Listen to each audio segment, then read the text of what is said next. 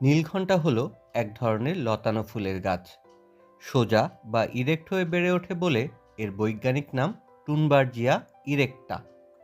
ইংরেজিতে এই গাছের নাম বুশ ক্লগভাইন, কিংস ম্যান্টেল ইত্যাদি। ৫ পাপড়ি বিশিষ্ট এই ফুলের ঘণ্টা আকৃতির কারণেই এর নাম হয়েছে নীলঘণ্টা। অনেকে আবার নীলকান্ত বা নীলমণিও বলে। নীলঘণ্টা ফুলের আদিনিবাস আমেরিকার ক্রান্তীয় অঞ্চলে হলেও বর্তমানে বাংলাদেশের প্রায় সব বাগানেই এর দেখা মেলে।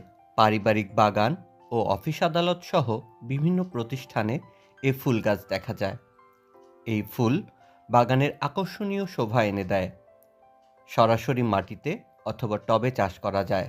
ভেষজ চিকিৎসায় এর পাতা থেকে নিদ্রাহীনতা, বিষণ্ণতা ও দুশ্চিন্তার ওষুধ তৈরি করা হয়ে থাকে। ভিডিওটি ভালো লাগলে সাবস্ক্রাইব করে আমাদের পাশে থাকবেন। ধন্যবাদ।